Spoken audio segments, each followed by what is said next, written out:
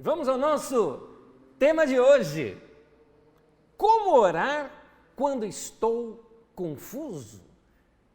E aí, como é que eu oro quando eu não sei o que orar e eu não sei o que falar? Eu quero começar lendo um texto das Escrituras Sagradas e o texto se encontra no Evangelho de Mateus, no capítulo 6, do versículo 5 ao versículo 13. E eu peço que vocês me acompanhem nesta leitura. Estou lendo pela Nova Versão Internacional, que diz assim: E quando vocês orarem, não sejam como os hipócritas. Eles gostam de ficar orando em pé, nas sinagogas e nas esquinas, a fim de serem vistos pelos homens. Note que Jesus está dizendo que não é para a gente orar para ficar sendo visto pelos outros, como santarrões. É importante isso. As nossas orações, elas devem ser no secreto do nosso quarto. Jesus continua falando isso quando ele fala: eu lhes asseguro que eles já receberam sua plena recompensa, ou seja, a admiração das pessoas. Mas quando você orar, vá para o seu quarto, vá para o seu lugar secreto, feche a sua porta e ore ao seu Pai que está em secreto. Então o seu Pai, que vem em secreto, o recompensará. Quando orarem, não fiquem sempre repetindo a mesma coisa, como fazem os pagãos. Eles pensam que por muito falarem serão ouvidos. Não sejam iguais a eles, porque o seu Pai sabe do que vocês precisam antes mesmo de o pedirem. Vocês orem assim. E aqui entra aquele texto clássico do cristianismo. Talvez o texto bíblico mais decorado em todo o mundo. Talvez não exista um texto nas Escrituras que todos saibam como conhecem esse texto. E eu peço que você ore nesse momento junto comigo essa oração que Jesus nos ensinou. Diz assim: vocês orem assim: Pai nosso que estás nos céus, santificado seja o teu nome, venha o teu reino. Seja feita a tua vontade, assim na terra como no céu. O pão nosso de cada dia nos dai hoje. Perdoa as nossas dívidas, assim como perdoamos aos nossos devedores. E não nos deixes cair em tentação, mas livra-nos do mal, porque teu é o reino, o poder e a glória para sempre. Amém. Amém. Esse tempo da minha vida, eu tenho passado por momentos muito introspectivos. E eu sei que eu não sou o único desse. Nem somente é o único momento introspectivo da minha vida, mas o que eu quero dizer é, não sou o único. Eu acredito que muitos de vocês estão também passando por reavaliações, por situações de rever crenças, rever valores, rever situações, rever projetos de vida. Porque, diante de uma pandemia, fica às vezes aquela pergunta que passa no nosso coração: e se fosse eu?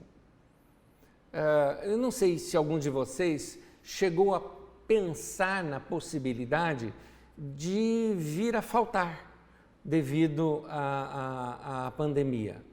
Eu passei por diversas vezes, eu reavaliei a minha vida nesse sentido. Por quê?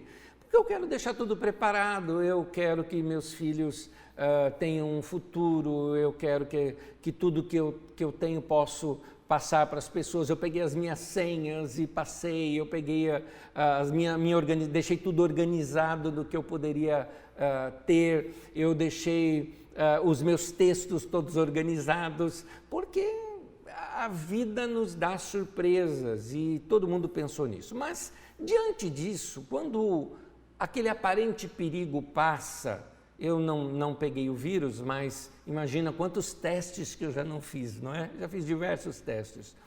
E diante disso a gente ressignifica a nossa vida. A gente até fica um pouco perdido nos pensamentos, sem saber muito o que pensar. Isso tudo me levou a uma nova experiência. Uma experiência muito boa na oração. Claro, são experiências de aprendizados passados meus, coisas que já pratiquei na minha vida, coisas até que já ensinei. O que eu vou ensinar hoje não é nenhuma novidade, mas quero repartir com vocês um pouco da minha experiência nesse tempo de oração. E eu resumi toda essa experiência em 5 conselhos.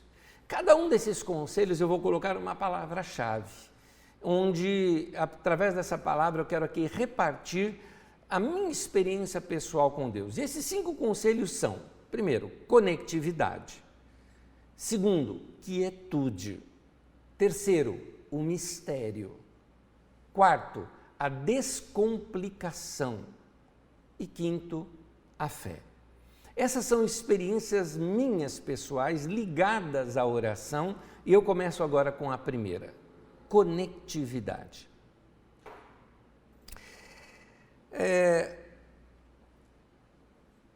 Nesse tempo se fala muito de conectividade em termos internéticos, né? Em termos de aparelhos, mas eu me refiro à nossa conectividade com Deus e com o mundo.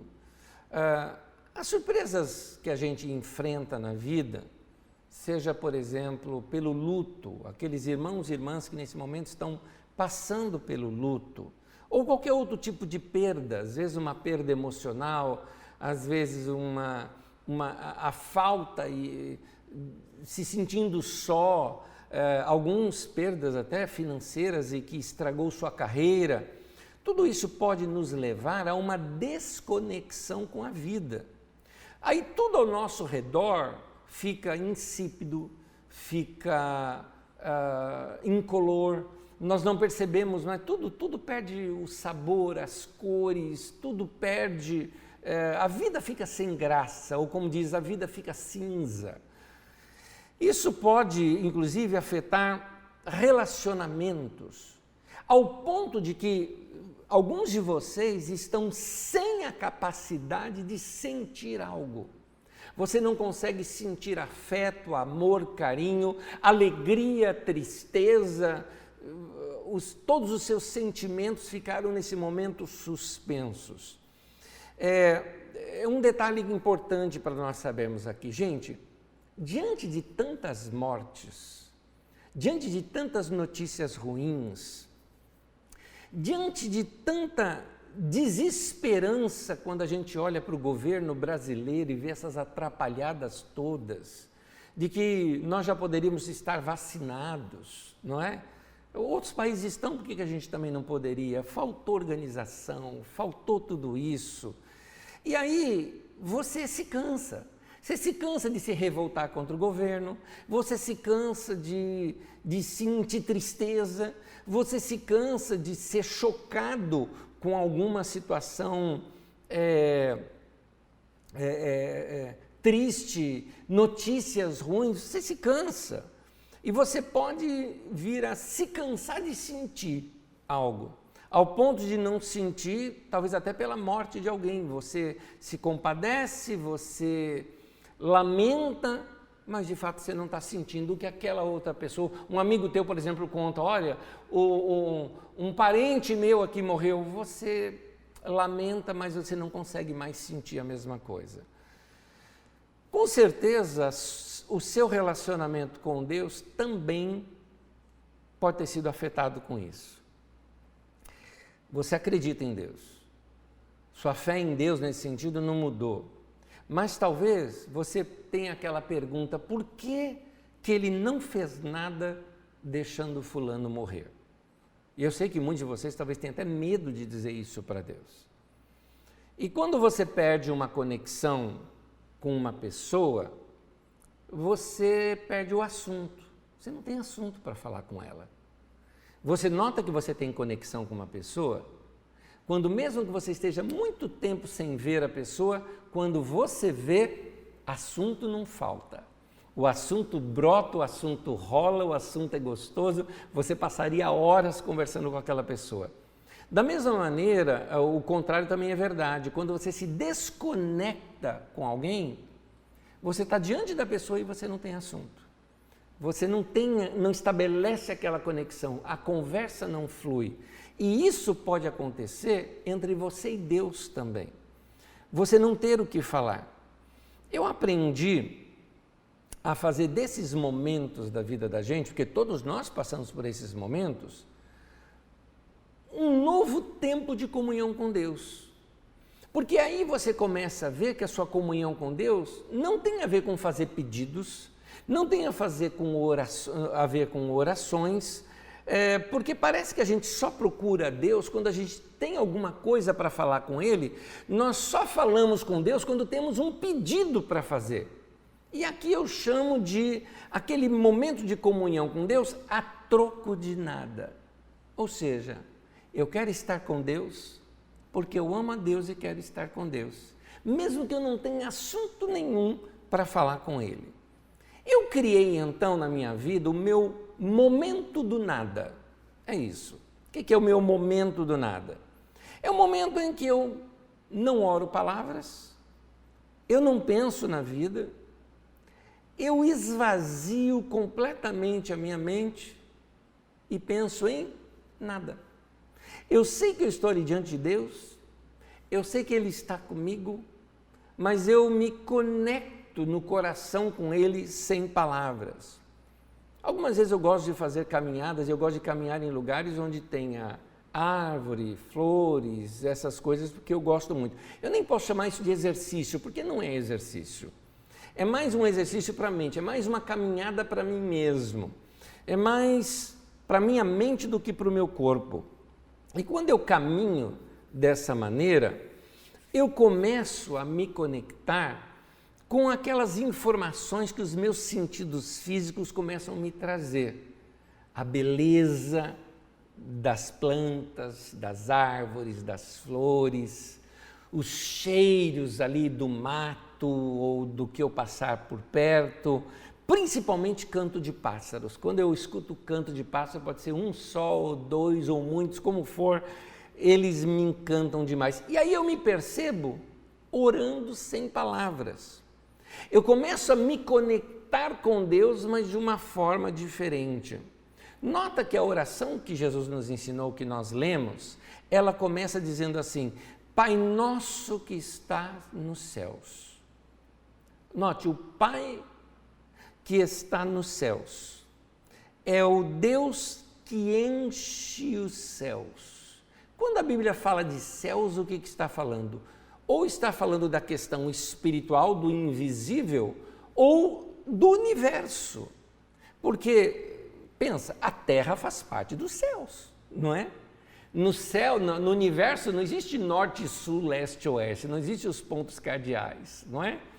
Faz parte de um todo, é um todo, é um aglomerado enorme de planetas, estrelas e tantas outras coisas que existem nesse imenso universo, e Deus está nele, Deus está nele.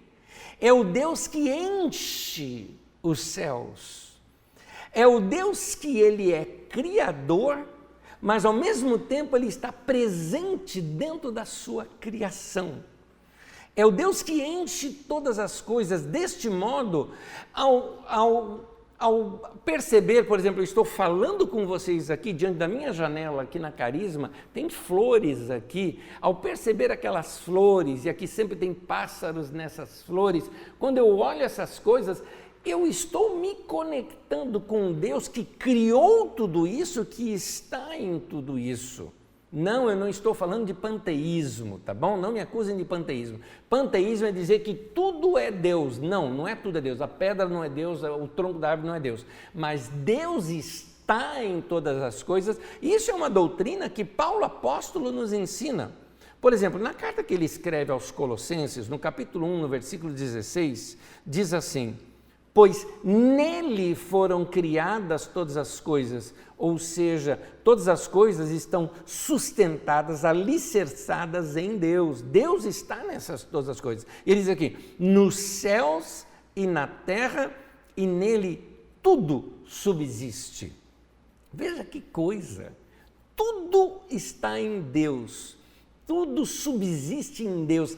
Ele é a vida por detrás da vida das plantas, da vida dos animais, assim como também da nossa vida. Numa outra carta que Paulo escreve, no caso aos Efésios, no capítulo 1, versículo 23, diz que Deus é aquele que enche todas as coisas. Deus preenche todas as coisas. Deus está em todas as coisas. Todas as coisas existem por causa dele e existem nele. E em Isaías, capítulo 6, do profeta Isaías, no capítulo 6, no versículo 3, diz assim: toda a terra está cheia da sua glória. Ou seja, quando eu me conecto com Deus, eu também me conecto com a terra. Quando eu me conecto com a terra, eu também estou me conectando com Deus. Quando eu me conecto com plantas, com humanos, com os animais, como eu disse, não é panteísmo que eu estou ensinando, não estou dizendo que tudo é Deus, mas eu estou dizendo, de acordo com essa revelação que Paulo, apóstolo, nos passou, e agora o profeta Isaías também, que tudo está em Deus e Deus está em tudo. Portanto, meu contato com estas coisas, eu vou perceber Deus nelas. Ao perceber Deus nela, isto é oração. É uma conexão com Deus e sem palavras. Eu não preciso pedir algo, eu não preciso falar algo, eu apenas um reconhecimento do meu coração de uma conexão minha com Deus. Tudo está interrelacionado. O homem, o ser humano é a glória de Deus que foi feito da terra. A terra que está cheia da glória de Deus. Então está tudo interrelacionado.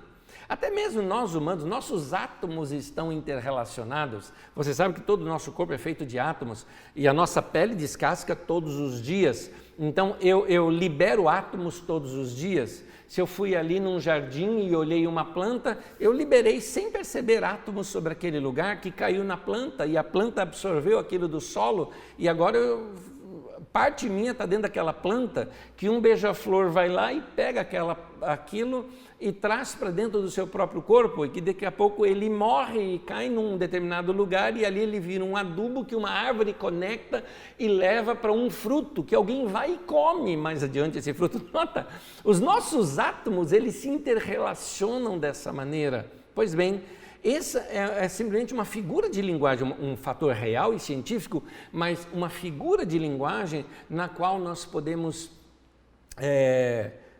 entender esse interrelacionamento. Por isso que a Bíblia diz que o homem foi feito do pó da terra, por causa dessa relação do homem com a terra. Mas a terra está cheia da glória de Deus, portanto nós somos a glória da criação do que Deus fez.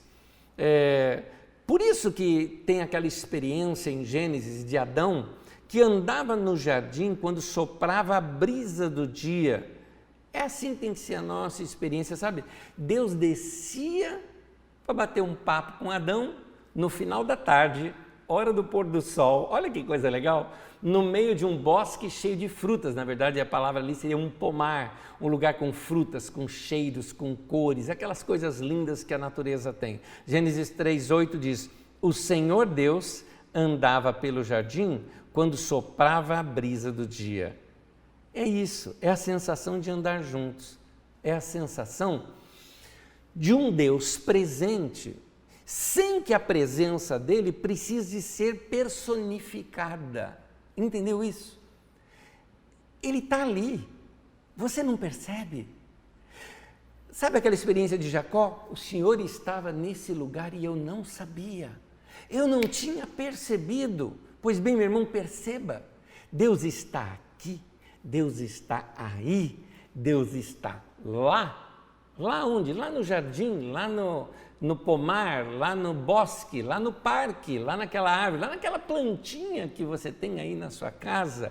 Essa relação, então o caráter dele, a glória dele enche toda a terra. Para um tipo de oração assim, como é que a gente ora? Não tem palavras. É só a contemplação. A nossa geração muito agitada, nós perdemos esse fator da contemplação. Não paramos mais para contemplar. Queremos informações rápidas, queremos pedir algo para Deus, um drive-thru espiritual, onde eu faço um pedido, do outro lado já vem a resposta da minha oração. Irmão, se relacione com Deus. seja mais contemplativo, perceba Deus e absorva mais da presença de Deus na tua vida, olhando essas coisas, porque a glória dele enche toda a terra. Uma segunda coisa que eu tenho aprendido na oração, além desta oração sem palavras, é a quietude. De um lado, as orações que a gente vê que Jesus fez, elas são pequenas, elas são breves. De um outro lado, os evangelhos também relatam algumas vezes que Jesus passou a noite toda orando. Como é que seriam essas orações? Por que elas eram tão longas? Será que para Jesus as orações também não incluíam um longo período de uma comunhão silenciosa com Deus? Algo como uma comunhão com Deus, mas que não precisava de palavras? Eu estou dizendo isso porque nós, ocidentais, gostamos de falar o tempo todo. E achamos que comunhão e relacionamento tem que conversar, tem que falar. Mas às vezes não é gostoso ficar silencioso, abraçado com alguém e quieto, junto com aquela pessoa, simplesmente sentindo um abraço? Porque na nossa relação com Deus também não pode ser assim. Lembro-me de uma surpresa para mim, muitos anos atrás, uma grande lição que eu aprendi com meus irmãos moçambicanos. Eu estava hospedado na casa de um missionário, alguns pastores moçambicanos daquela cidade iriam me visitar e já era um dos últimos dias que eu estava ali, então já conhecia aqueles pastores, já tinha conversado com eles várias vezes e ali eles vinham me visitar, então acordei cedo, e era cedo, sentaram ali na sala e ficaram ali comigo. E eu, como um bom brasileiro, quero puxar assunto. Então, e quero conversar, e vou conversar. E eles quietos o tempo todo. Depois eu aprendi com eles o seguinte, um deles disse assim, vocês brasileiros falam muito, né? Vocês gostam de falar o tempo todo. E ele me explicou que aquele momento que ele veio ali, ele veio para estar comigo, só isso. Era gostoso estar junto, era gostoso estar perto, e para eles isso era conexão e era comunhão. Então, uma vigília de oração, será que seu assunto não acaba já em alguns minutos? E o que você vai fazer com todas aquelas outras horas de oração numa vigília?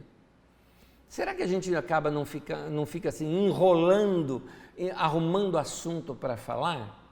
E será que a gente tem que falar o tempo todo? Pois é. Eu acredito que Jesus passava longos períodos de comunhão silenciosa com Deus.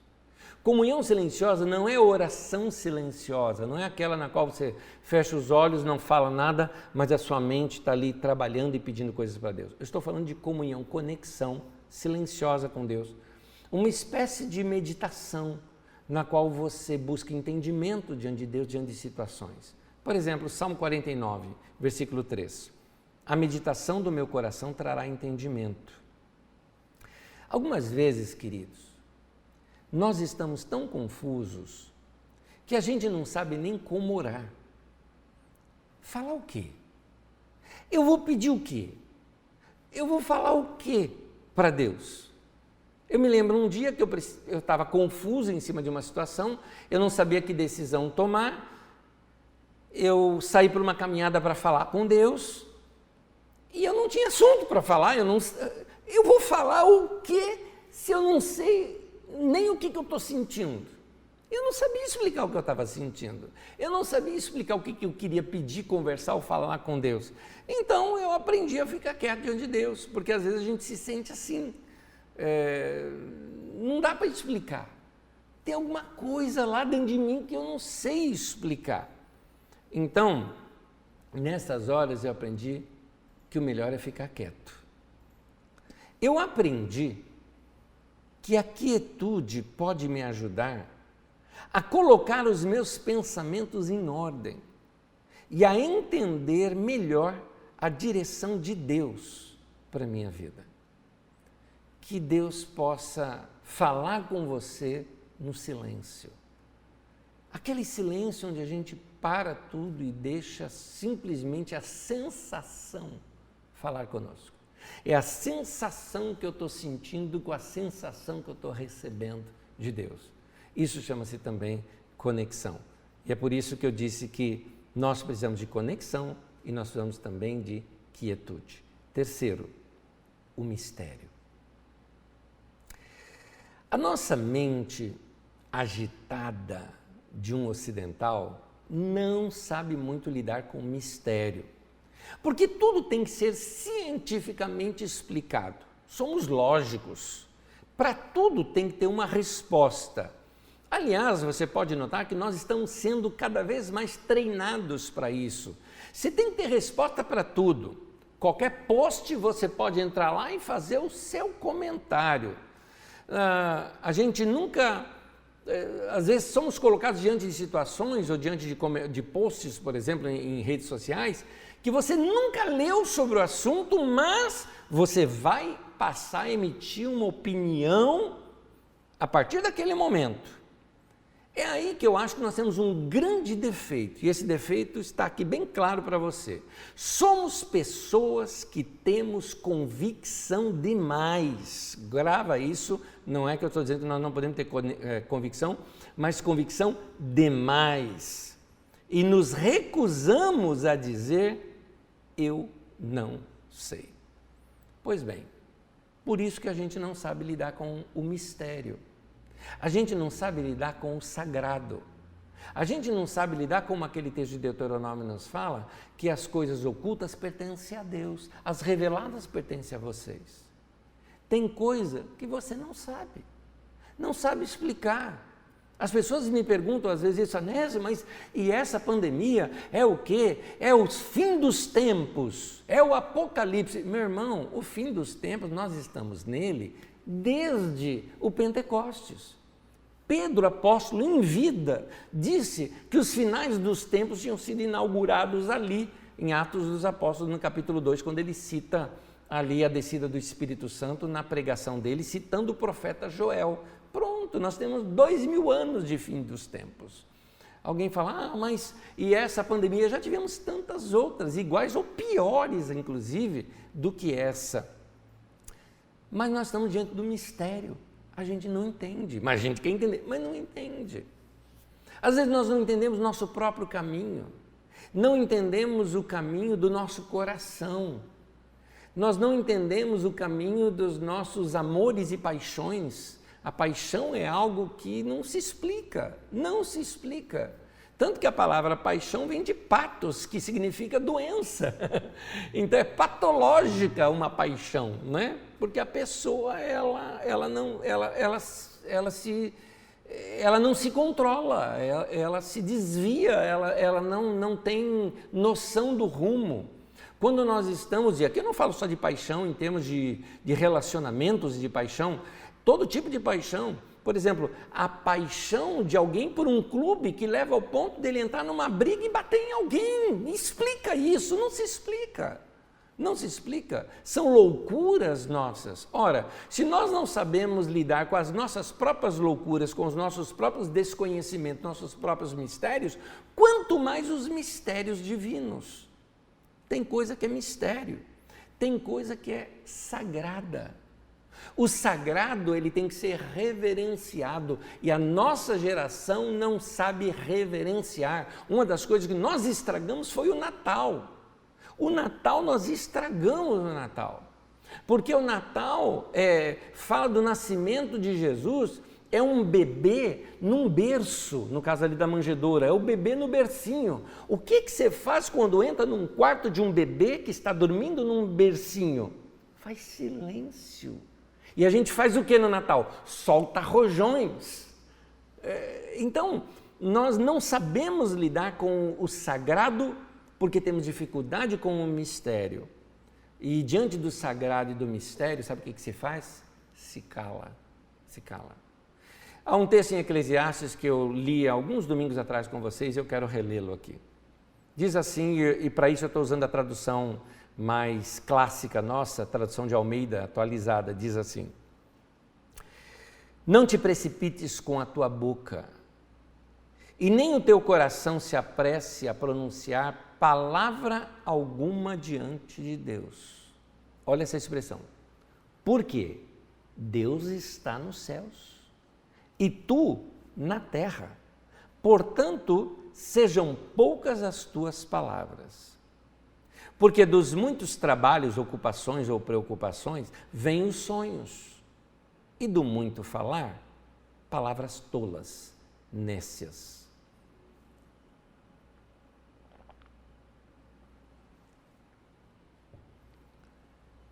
Então, esse respeito, essa reverência, perdemos muito. Perdemos a reverência de às vezes dizer, eu não sei, ou eu preciso refletir sobre isso, ou aquela reverência de chegar diante de Deus e dizer, Senhor, eu não sei nem o que te pedir, eu não sei nem o que falar com o Senhor. Aquele respeito na oração. Há um texto em Abacuque, por exemplo, Abacuque 2, versículo 20, diz, o Senhor está no seu santo templo, cale-se diante dele toda a terra. Acabei de me lembrar nesse momento que eu citei esses textos numa mensagem chamada Sua Vida é um Templo e não um Mercado. Procure isso, depois assista se você não assistiu. E se já assistiu, assista novamente. Porque são mensagens que nos levam a refletir que a nossa vida está com muita agitação, tem muito barulho na nossa vida. E está no momento da gente se aquietar. Diante do mistério, a gente quer entender, mas existem coisas que a gente realmente não compreende e elas foram feitas por Deus para a gente não compreender. Uma delas é o que a Bíblia chama de orar no Espírito. No dia de Pentecostes, em Atos capítulo 2, diz que os discípulos estavam reunidos ali no mesmo lugar, Atos capítulo 2, do versículo 1 em diante, e diz que veio do céu um som como de um vento muito forte, um vento impetuoso, que encheu toda a casa onde eles estavam reunidos. 120 homens e mulheres, juntando homens e mulheres, estavam reunidos naquele lugar. E foram vistas sobre eles línguas como que de fogo, e cada um passou a falar em outra língua, conforme o Espírito Santo os concedia que falassem. Essa experiência do falar em línguas é repetida também em outros momentos. Atos capítulo 19, por exemplo, também cita isso.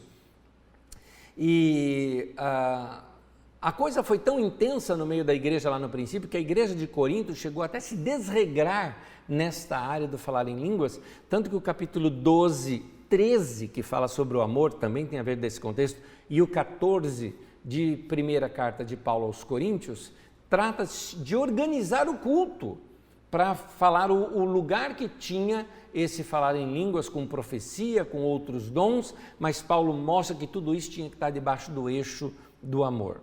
Mas o falar em línguas, ou línguas estranhas, como está às vezes traduzida, porque a palavra grega que usada é a palavra glossolalia, que difícil de traduzir isso em português, essas palavras que às vezes têm sentido e às vezes não têm. Eu já ouvi uma pessoa, por exemplo, que nunca aprendeu inglês na vida, falando uma poesia em inglês arcaico. Eu ouvi isso, então eu sei o que às vezes são línguas conhecidas nossas, mas muitas vezes são sons guturais que a gente, ou são línguas perdidas, ou não é nada.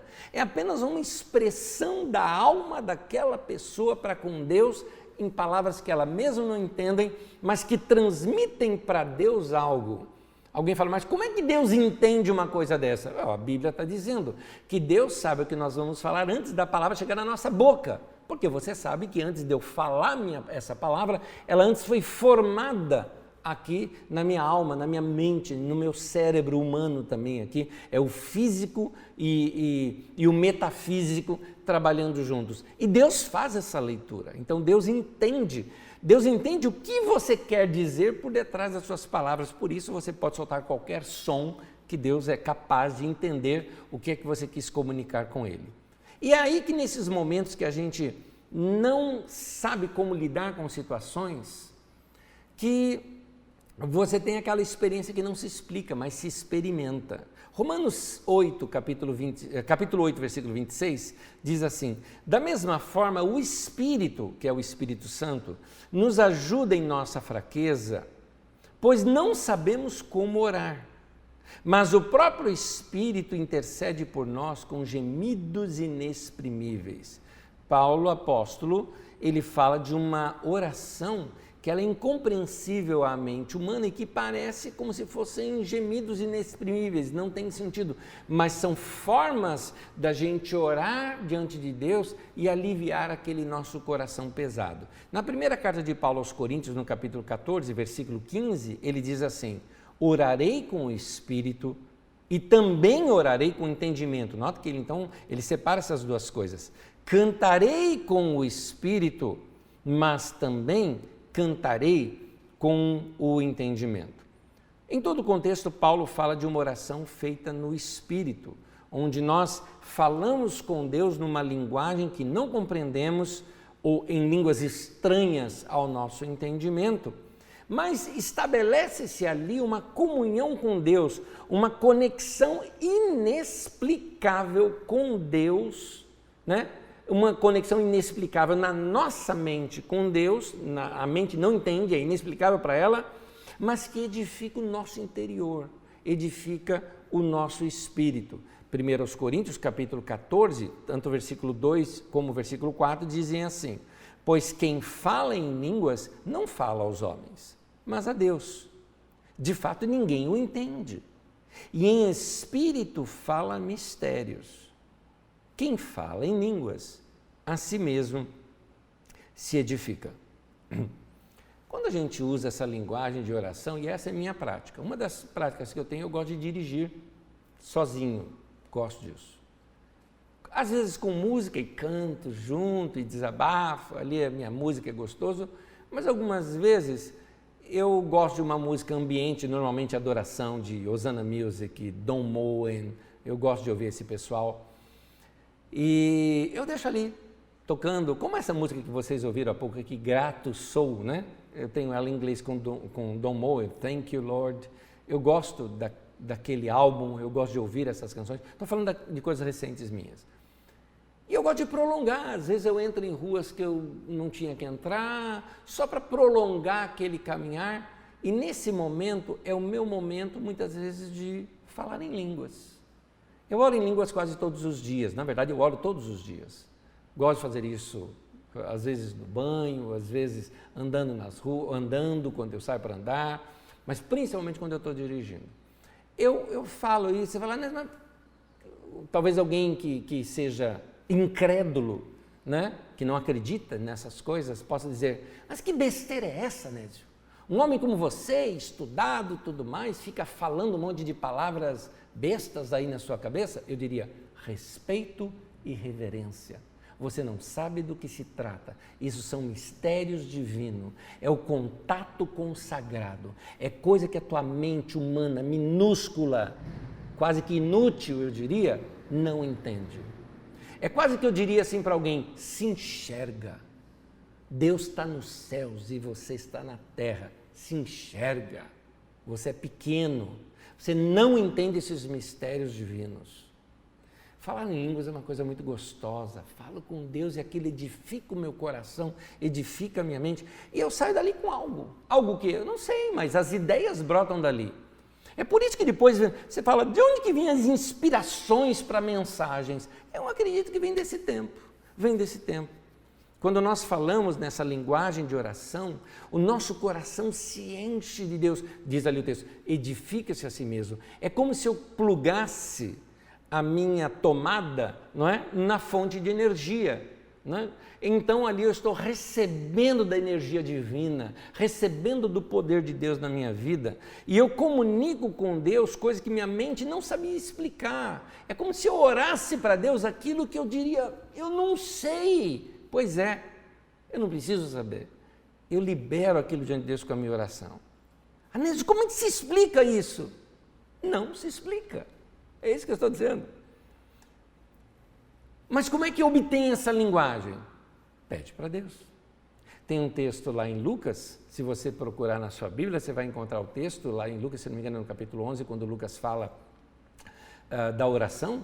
Ele fala da oração do Pai Nosso, tem tudo lá, e ele fala, pedi, dar-se-vos-á, buscar, achareis, e ele diz o seguinte ali naquele texto, ele fala, se vocês que são maus sabem dar coisas boas para os seus filhos, quanto mais o Pai Celestial dará o Espírito Santo àqueles que lhe pedirem.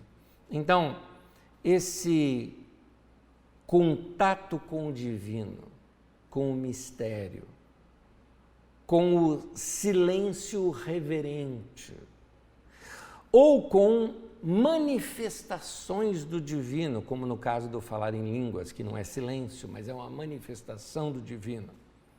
Isso faz a gente sentir a nossa pequenez, o quanto que a gente depende de Deus. É o reconhecimento de que existe algo, alguém muito maior do que nós.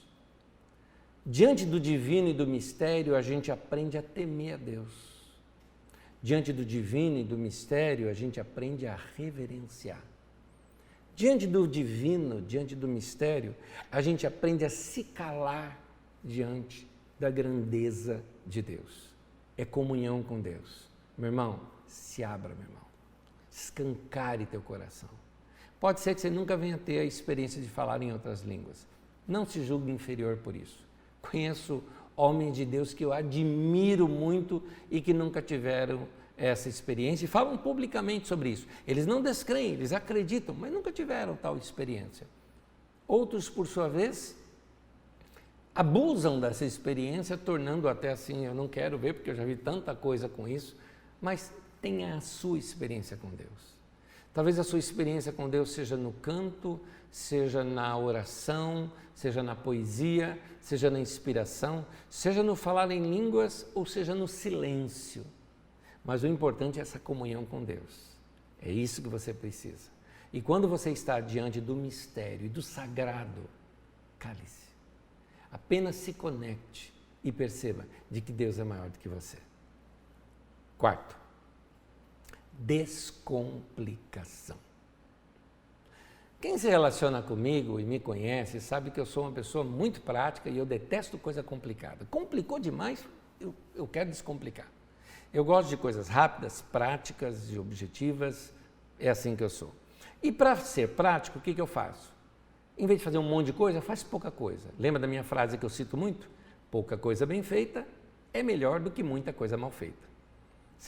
Raramente você vai me ver complicado com um monte de coisa para fazer. Não, é um monte de coisa. Eu agrupo, organizo, falo isso aqui eu faço, isso aqui não vai dar para fazer, isso não vai dar. Eu gosto de mente tranquila, eu gosto de uma mochila vazia. É isso, mochila pesada não é comigo. Então, eu trago isso para a minha experiência de oração. Lembra que eu estou falando da minha experiência de oração? Eu não sou complicado para orar. Tem gente que fala, Anésio, como é que a gente tem que orar? Tem que orar, fazer assim com as mãos e tem que ficar de joelho? Meu irmão, para. Acho que Deus está preocupado com isso. Quando vai orar, tem que usar as palavras certas e ser eloquente. Meu irmão, Deus não se impressiona com a sua arte, por favor. Algumas vezes nos faltam palavras completamente, a gente não sabe o que falar. Nós temos o que falar, mas não temos muito o que falar. O que fazer então quando a gente tem pouca coisa para orar? O que fazer? Ora, faça a oração curta e descomplicada. Lembra do texto que nós lemos no começo? Vou repetir uma parte dele. Uma parte desse texto que nós lemos no começo diz assim: e quando orarem, não fiquem sempre repetindo a mesma coisa como fazem os pagãos.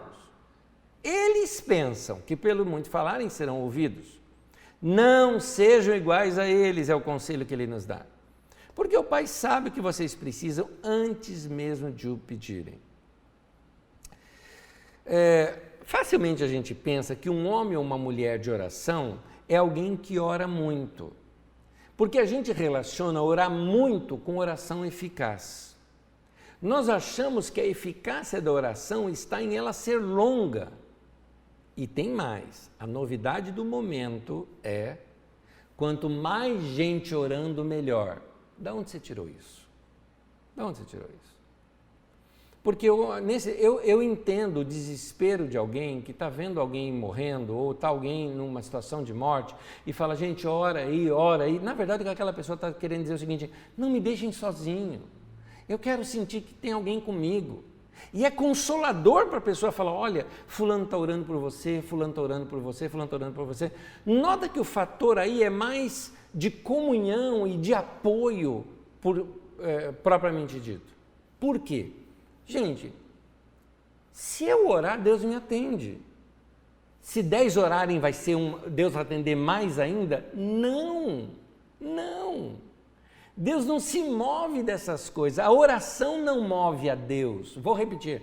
A oração não move a Deus. Por quê? Porque Deus não é movido pela oração, porque senão a oração marionetaria Deus. A oração está sobre Deus. Não é. Ele é Deus. Ninguém move a Deus. Deus é Deus, meu irmão. Deus é Deus, Ele faz o que Ele quiser, Ele é o que Ele é Deus e acabou. Pronto. Então por que eu oro? Eu oro para ter comunhão. Essa foi uma pergunta que meu filho mais velho fez quando ele era criancinha. Muito lógico, muito esperto do jeito que ele é. Ele já tinha essa mente científica dele lá, quando criança. Ele chegou para mim um dia e falou assim: pai, a gente tem que falar tudo com Deus, né? Eu falei: isso, filho, tudo com Deus. A gente precisa pedir as coisas para Deus quando a gente quer, não é? Quando quer alguma coisa pode falar com Deus, que Deus pode responder sim, pode responder não, tudo mais. Ele falou: pai, Deus sabe o que a gente vai falar, não sabe? Ele sabe. Se Ele sabe o que a gente vai falar, por que a gente tem que falar?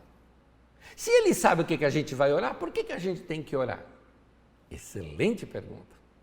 Naquele momento, graças a Deus, veio a sabedoria divina, onde eu respondi o seguinte para ele: filho, na verdade Deus quer que a gente ore porque Ele quer ter comunhão com a gente. É amizade, é de relacionamento que Ele está falando. Ele não está falando de uma lista de pedido para Papai Noel. Ele está falando de que Ele quer ter comunhão com você. Então, querido, ora a Deus e tenha comunhão com Ele. Eu sei que no desespero a gente fica assim: ora para o fulano, ora pela tia da menina que trabalha com uma prima minha lá em outro país, entendeu? Então, ninguém nem conhece a pessoa, mas ela fala: quanto mais gente orando, melhor. Corrente de oração. Gente, você não entendeu a oração se você está fazendo assim. Eu entendo o outro lado, o lado humano, a necessidade que a gente tem de ser querido, de sentir que tem gente do nosso lado, de sentir que os nossos amigos estão conosco. Então, nesse sentido é que a gente pede oração. Pede porque a gente quer sentir: meu irmão, se conecta comigo aqui, está difícil esse momento, eu não sei o que orar, eu não sei o que fazer, ora comigo, ora por mim. Ou como eu costumo dizer para amigos, eu disse isso para um amigo que está enfrentando a doença da Covid, eu mandei um recado para ele, eu disse: querido, olha, vai aí, se cuida, eu imagino o medo que você está sentindo, mas não se preocupa, eu oro no teu lugar, pronto, eu oro por você. É quase que eu estou dizendo: não precisa nem orar, eu vou orar por você. É óbvio que ele vai orar, porque ele tem a comunhão dele com Deus, mas é aquela sensação que eu quero passar de #tamo junto, é isso que eu quero passar. Então, oração eficaz, meu querido, não tem a ver com tempo de oração. Tem gente que fala: não, mas faz uma oração bem longa, uma oração bem forte. Não existe oração forte e oração longa, meu querido. Existe oração ou não é oração. As orações que são narradas por Jesus são curtas. A do Pai Nosso, por exemplo, tem menos de 30 segundos. A outra que ele fez no túmulo de Lázaro é uma frase: Pai, eu sei que o Senhor sempre me ouve. Pronto, essa foi a oração de Jesus.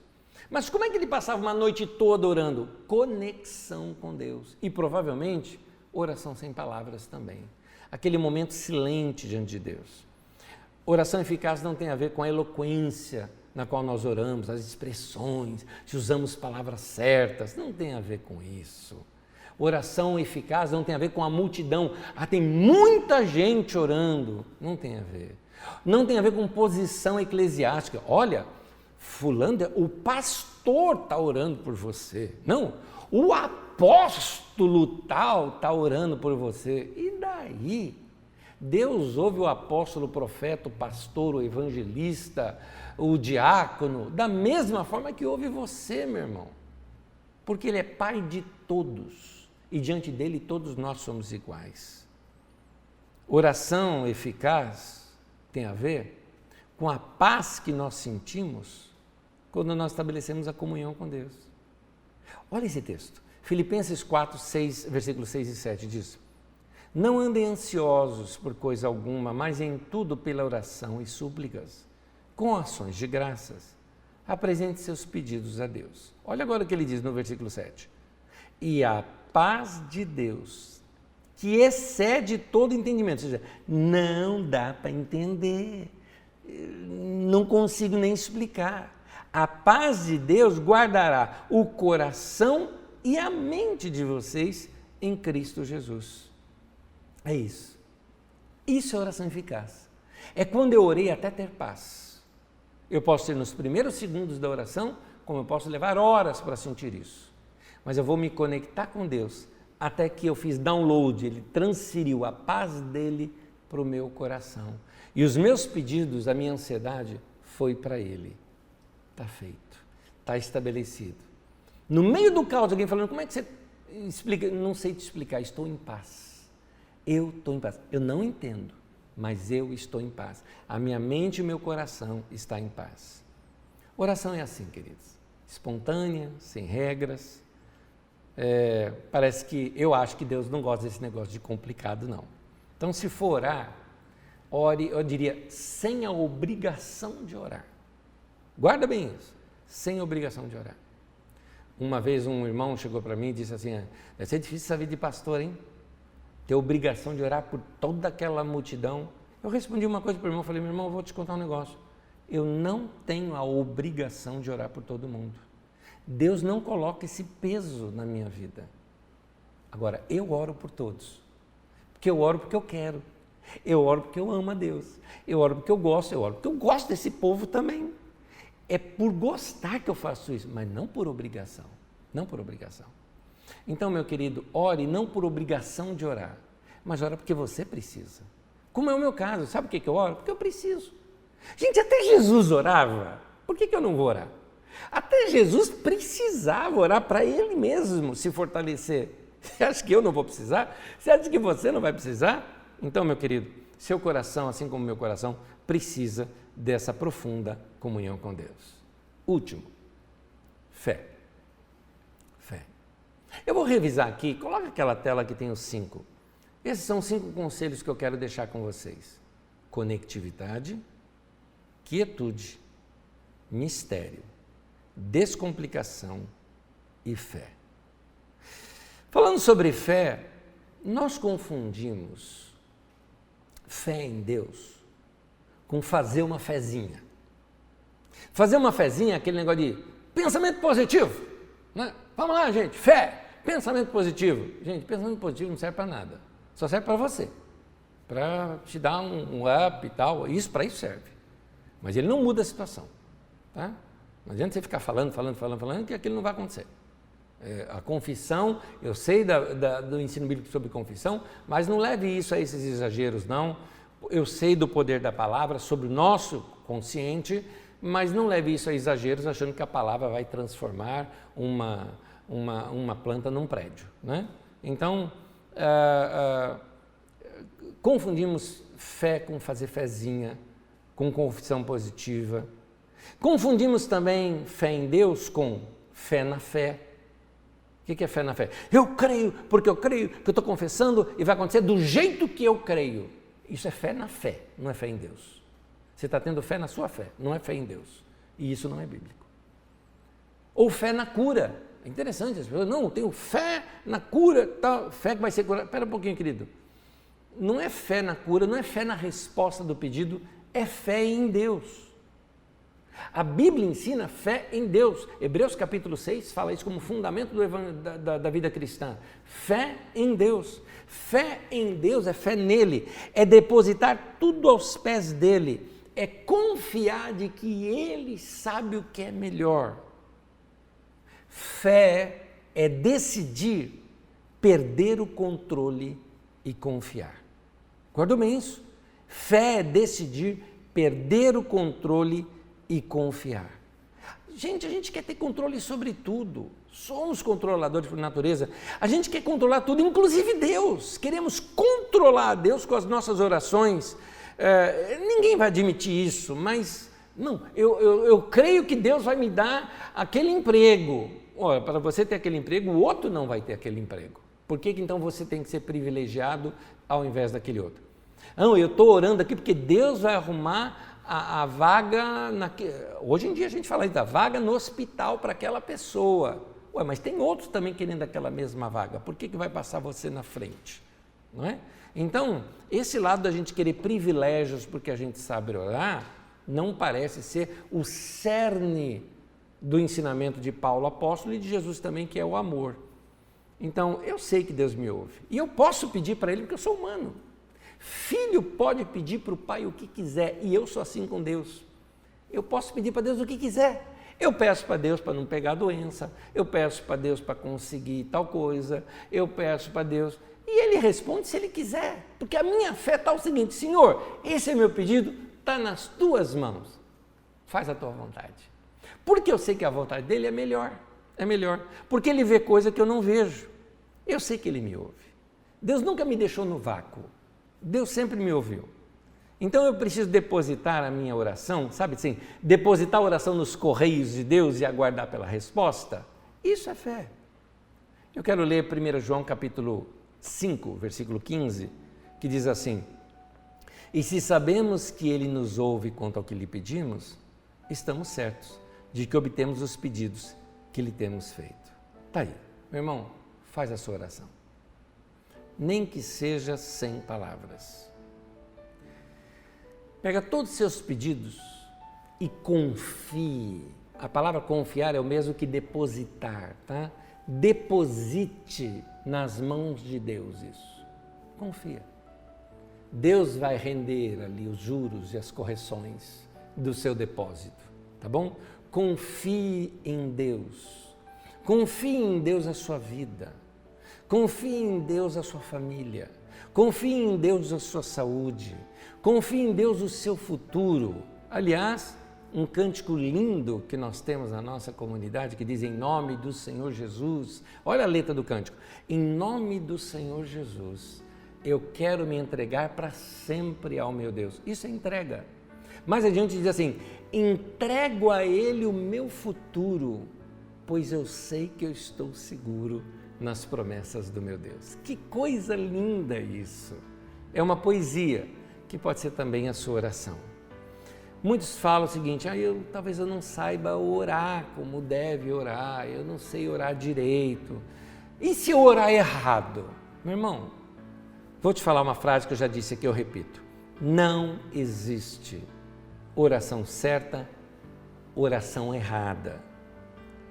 Oração errada é aquela que não é feita, essa que é a oração errada.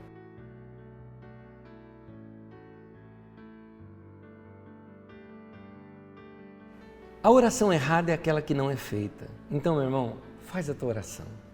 Deixa Deus pegar a tua oração e transformá-la em um tratamento para você. Eu quero orar com vocês nesse momento. Se junta comigo em oração. Vamos orar? Vamos pôr em prática isso que nós aprendemos aqui hoje? Antes de orar, Gui, você consegue colocar para mim aqueles 5 pontos de novo? Coloca para mim, por favor. Conectividade, se conecte com Deus.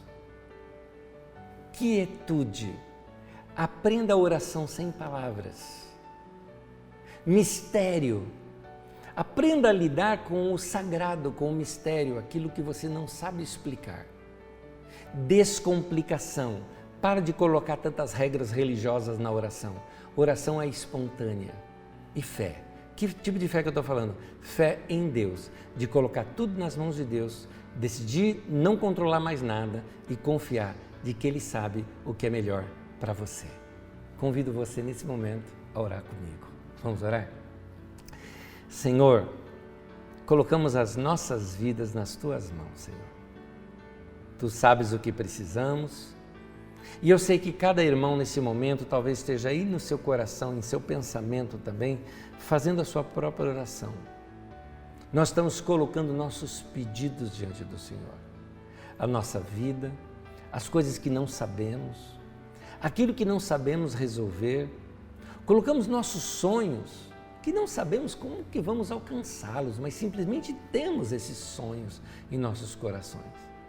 Colocamos diante do Senhor os nossos medos, nossos temores, aquelas coisas que nós não desejamos que aconteça conosco, nós colocamos diante do Senhor.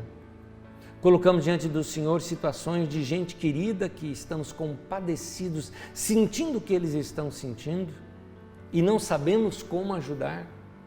Deus, venha ao nosso socorro e nos dê a tua paz, o teu shalom, aquela paz que inunda todo o meu ser e até o meu ambiente ao meu redor, que a minha mente e o meu coração esteja depositada em Cristo Jesus e que a tua paz encha toda a minha mente e o meu coração, de modo a eu ficar tranquilo de que o Senhor é o meu pastor e nada vai me faltar. E eu posso me deitar em verdes pastos e o Senhor vai me guiar às águas tranquilas e refrigerar a minha alma. Muito obrigado, Senhor. Porque ainda que eu ande pelo vale da sombra e da morte, eu não vou ter medo de nada, porque Tu estás comigo. Tua vara, Teu cajado, eles me consolam, eles guiam a minha vida. Eu sei que o Senhor prepara uma mesa para mim na presença dos meus inimigos. O Senhor vai ungir a minha cabeça com óleo e o meu cálice transbordar. Tudo que o Senhor me dá é abundante. Certamente, Senhor, a Tua bondade e a Tua misericórdia acompanharão a minha vida e a vida dos meus irmãos todos os dias, até a consumação dos séculos. Eu habitarei para sempre na Tua presença, na Tua casa. Obrigado, Senhor. Guarda a nossa vida, confiamos nossa vida no Senhor. Em nome de Jesus. Amém, amém, amém.